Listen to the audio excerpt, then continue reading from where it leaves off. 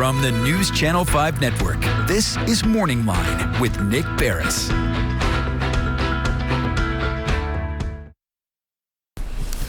Good morning, everyone. Thanks for joining us on Morning Line. Nick Barris here on a Thursday. When's the last time you read a book? Have you ever read a banned book or a book that folks have sought to ban? I have. I'll tell you about that book in a moment. It's a book I guarantee you've heard of. It's one of the all-time greats, but it's one that's challenged. There's some others that I think will surprise you that have been. But, this is actually Banned Book Week, believe it or not, Banned Books Week. We're going to talk about that. We're also going to talk about our library system, the way they handle things like that, and just in general, some questions you may have. You're welcome to join in the conversation on our libraries here in Metro. I think Davidson County, 21 locations. Of course, the crown jewel is the wonderful library, which is here in downtown Nashville, but many other fine libraries that are open and serve a great purpose. So we'll get into all of that. Taking the phone calls, there it is. The number just went up on the screen, 737-7587.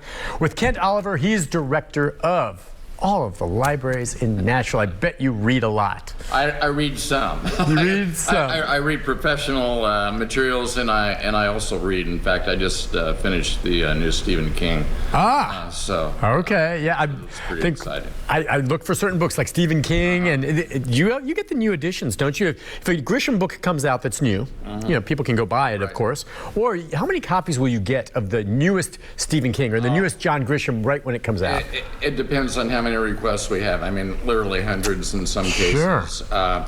And of course, the thing that's changed the landscape is you're not just looking at books in print, you're looking at our e-downloads, where people can go to and they have Kindle or something like that. Kindle, or they don't even have to have Kindle. We have a couple of different formats that people can download to their iPads or whatever. It's so interesting that you mentioned that, and I don't want to get too far off of what our main topic's going to be about banned books, but I don't read books online or on Kindle. I still, and I'm old or whatever, and I have nothing against that, but you really do have a library of almost any kind of book. If you want, you can get it online. Right.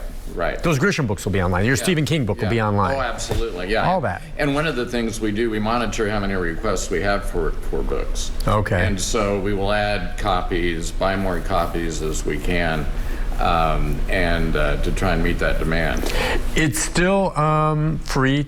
Yes. To get a library card and do your thing? Yes, that's one of our big principles is that all of our services are free. Wow, and that's one of the very wonderful things about libraries. Libraries are a place of learning and exploration, and it's just growing up. I just wonder if they're as important now. I could make the argument they're even more important now as they were in the past when so many people now have access online and everything. If I needed to do a report when I was a kid, I was at the library going through the reference books and all this. Now I can just Google it. Well, I mean, there's a big misnomer in our society that everybody has a computer, everybody has a device. But, there are two ways libraries help with that. First of all, we do have public access computers, but you can also come in with your device, your phone, your laptop, whatever, and you get on our internet and basically access the world from what we're doing. And during COVID, we've even gone as far as to boost our signal so that if you don't get to the library while we're open in the building, you can sit in our parking lot in your car or sit outside on a bench and tap into it. And we think that that's really critical. You still have the wonderful reference individuals to help you? We do. That is the best part of it. We do. I think the best part of any library, and there's a lot of great things about libraries, I always love the reference desks because I'm clueless, not only where to find stuff, but how to go about finding stuff, all of that. And it's more important than ever. And again, during COVID, it was like a little bit of a throwback, but it used to be, I started at a reference desk, and people would call in all the time, and then that kind of fell off as the internet became more popular. And then during COVID, that picked up again. People calling into the reference desk and ask a librarian is what we call it. And you're correct, by the way. We have many viewers in the morning show, actually, especially, as you might imagine, who are more older and don't have computers or are certainly not as savvy. And on more than one occasion, when we've talked about something where they need to access a computer, be it some kind of social security thing or taxes or anything like that, go to the public library. That's you right. have access to a computer there, and you have people that can help you. That's right. By the way, too, people don't return a book on time? No fines anymore. Well, so, okay, now you know there's deadbeats. Now there may be some that just aren't flat out thinking I want to steal a book, but just deadbeats that get a book and just forget about it and it sits there forever. Well, we will bill you if you do not bring a book back eventually. Okay. I mean, we will charge you for the book, but... Is a notice sent out? Or, you know, like Yes, some people who forgot that it was buried under the couch pillows, and they didn't mean it, but there's a book that's like a month overdue. Right, we send out notices very quickly. And, you know, Most people do it? Yeah, they're fine, and we've monitored that whole process since we started a couple of years ago, and we're really getting materials back. And that's great. And we look at it as an access issue because you or I may not think anything about paying a $10 fine, but if you're somebody on a very limited income and you're trying to make ends meet, that $10 might be the difference between lunch or dinner that day, and you just quit using the library. And we don't want that to happen.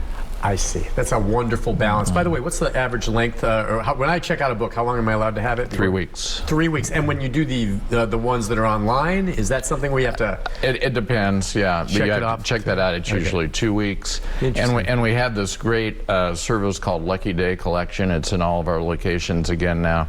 And what they are is bestsellers, popular books that are not in the regular queue. And they just go to these shelves. And if you're lucky that day and you walk in and you see a book you want that's a bestseller, you can check it out, but that's for 2 weeks. Gotcha. Okay, but and you can tell, I'm embarrassed to say, it's been a while since I've actually utilized the library. I'm a big supporter of it, but we went over some of the basics for some of those of you who maybe haven't. All right, among other things, I want to talk about the banned book list. And so I'm just imagining at the library, say the downtown one, over there on the upper floor, around the corner, a dark room with a padlock on it and a no enter sign, and back there is where you find all the banned books. Nope. Darn. You don't have to pass in security. And banned books.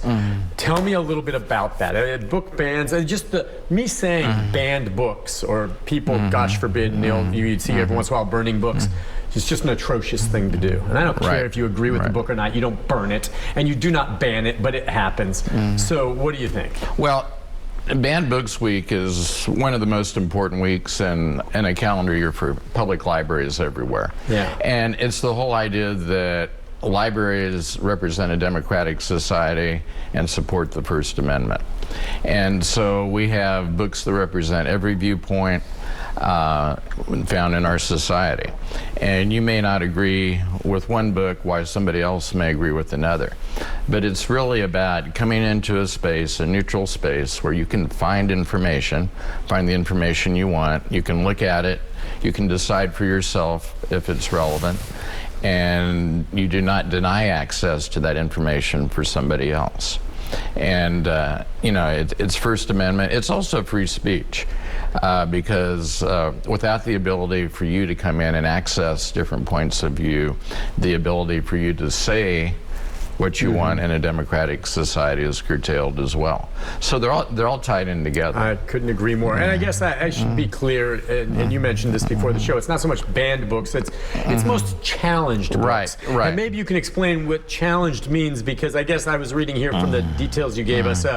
The Office for Intellectual Freedom tracked 156 challenges to libraries, schools, and university materials in 2020. So have there been some challenges for the Nashville Public Library books? No, actually there have not. Okay. And we have a process, and we respect somebody's viewpoint if they want something removed, but we also have a process to help walk them through that. And it's the whole idea that somebody may come in and, I'm just going to throw this out, To Kill a Mockingbird. They check out To Kill a Mockingbird. Which is one that most people have heard of. Right, and it is on the challenge book list. And somebody may not agree with the language in there. Some racial slurs and that sort of thing. They may not agree with the way the characters are depicted.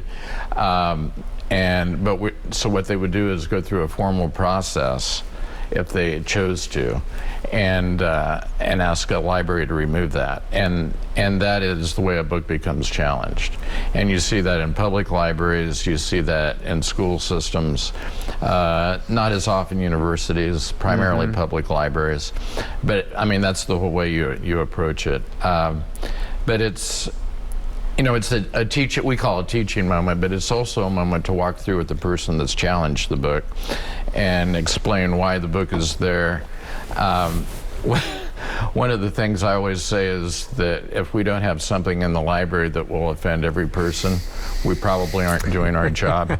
And by that I just mean that we all have different viewpoints, and there may be something we don't agree with, whether it involves, you know, sexual orientation or a political stance or whatever. We need to represent all those viewpoints, because all those viewpoints are in our society. Absolutely. If you look hard enough, you know you'll find some book maybe that you don't like. I guess when there are challenges, in the public library, for instance, maybe not a challenge, are there books that are put in areas where you feel, you know, they should be kept away from access for, like, children? No, because if we hide books, it's the same thing as banning books. Okay. If you cannot walk in and access those books. I guess what I meant to say then is not hiding. I'm just wondering whether or not, is there some that's content that maybe a young child you don't want stumbling upon something that may have either graphic photographs or certain, you know, language that maybe would be deemed by most to be inappropriate for a 5 or 6 or 7-year-old child? Well, we're very careful about classifying books so that they'll be in the part of the library that are appropriate. Right. And they come to us that way. You know, they've been classified by the Library of Congress or whoever. So we know if a book's a children's book, a young adult book, an adult book. And that's a real critical part of it.